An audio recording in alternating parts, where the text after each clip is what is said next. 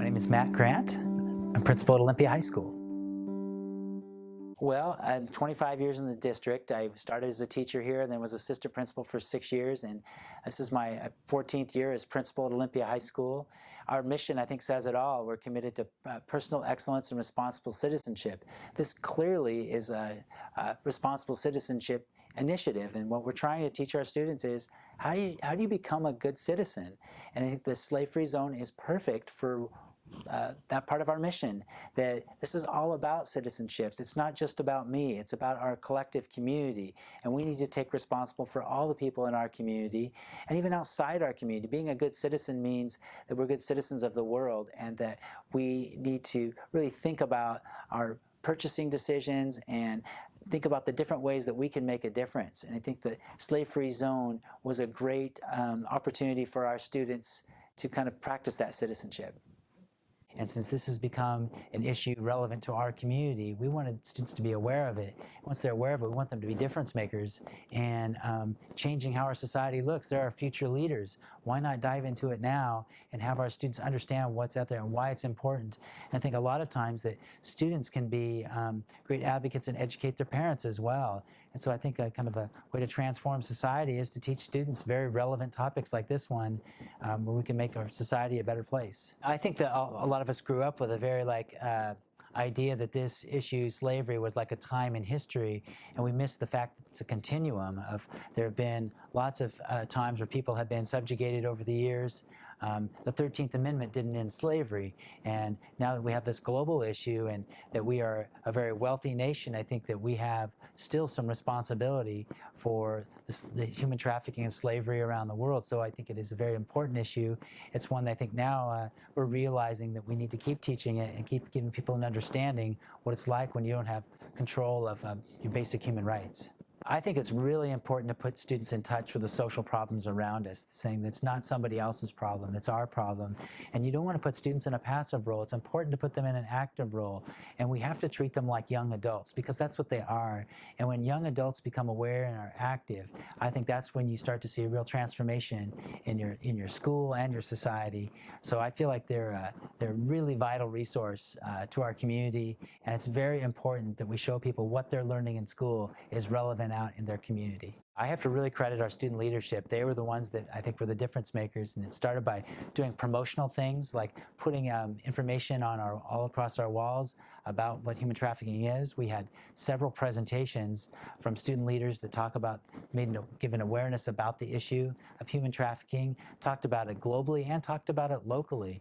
And so those presentations were to students, but they were also small groups and big groups. We had also a look at our own purchasing and what are we doing to purchase, and we're looking at how we might purchase things differently in the future. So we've met with some manufacturers to make sure that we are honoring the slave-free zone that way. We're also trying to reach out to other schools, and we're willing to spread our education to other people. We have a willingness to do it. I think what we've done too is made our student body more aware of the issue of what they're purchasing, and made them much more educated consumers than they used to be. And I think we've done that through marketing classes, leadership classes, our history classes. We did a fundraiser at the International Dinner where students not only could help raise funds for the Trani Foundation, but we also did it to bring awareness about this issue of human trafficking around the world. What you choose to do with your fundraisers and your assemblies, it shows what you recognize as a school, and we've decided to make that a priority this year. Well, at first I think most were pretty unfamiliar. I think they were very willing to take in what they heard, and I think once they became aware, I think our students really want to make a difference. I noticed that they listened more intently. They were very grateful for the information. I think many of them researched more on their own. Others now I think are advocating and educating with their parents and advocating in the community. So I think you see a much more active role with our students on this issue, and I think they're going to continue to want to learn more as they see things in the paper and TV, as they see things out on the streets in their own communities. I think our students are much more likely to have an awareness of what that issue is and to do something about it. And the ones that had some awareness, I think, saw an opportunity to educate others, and I think they were excited for the leadership opportunity. Most, I think, did not have any familiarity with it, and I think once they learned, they were eager to understand more, especially when they understood that it was in their own community. And I think when students see when there's a wrong in our society and they feel like they can be a difference maker, they want to get involved and they want to make a difference. And so you saw that transformation throughout the school year. I think it was really important to talk to our student leaders and educate them first, and to really let them know what we wanted to do, to see that there was buy-in and consent. And once I felt like our student leaders said, yes, we want to take this on too, we were good to go, because what I found is we have certain power of presenting as administrators and teachers. Students have far more power influencing their peers, in my view. And so once we got the student group, the leadership group, interested in buying into it, they were ready to roll on it. And so I think that really the work was getting out of their way, giving them opportunity to speak on behalf of it, showing them different ways they could to speak about the message, and then letting them know that we're their allies and we want to support them in the cause, but we want our students to take the lead role in it. So I felt like our main point was to help educate them of what the issue was, and then to help provide opportunities for them to lead, and then to really support them resource ways and support whenever we could. I'd like to see new students emerge, some of the younger ones who learn from the older ones, to take that legacy of we're a slave-free zone, that's their responsibility. So some new people I'd like to see emerge as leaders that learn from the seniors from last year. To continue a program like that, I think you need to continue to have students take it on, and I'm really confident that some of our young leaders now will have an opportunity to be leaders themselves. I would hope that we would learn more about it, and that students are going to bring stuff to us that we didn't know about at all. I think we should go out and talk to other schools. I think we'll want to do that. We'll be excited to do it as a district. Getting our elementary and middle school students involved, I think what we found is when we can do that, there's incredible power of working as an entire district that is much different than just a school. And so I think that we'd welcome that opportunity.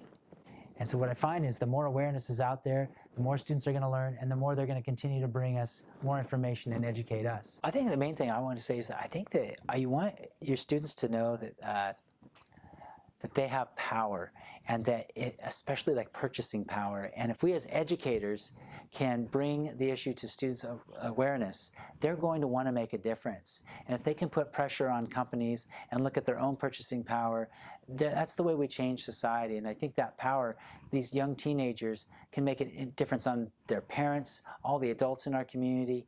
I think this is the kind of thing that the adult population will listen to. Several years ago, Dick Meyer from Traditions, it's a store, kind of a folk store and food store from Olympia downtown, used to come speak to us, and he was a guy that their products they purchase, they actually go purchase them directly from South America and many other parts of the world, and they're very conscious that it is not done with any slave labor. And he's been really helpful in going and speaking to our students in the past and bringing this issue to our awareness as well. Diamond Technology Innovations, they were the group that came and presented us with the plaque, the award, gave a talk about how their company, they're making socially conscious decisions in their manufacturing, and they were the ones that took the time out of the day to honor us for being the first slave-free school. And so it's very clear they've made a commitment to being aware of the manufacturing going on in their own company, and they're reaching out to the schools and being supportive and resources, being supportive and providing resources to our school. I think people would be willing to pay a few extra bucks if that's what it took to purchase it. And if it didn't cost any more money, I think all the more people are going to want to buy the materials.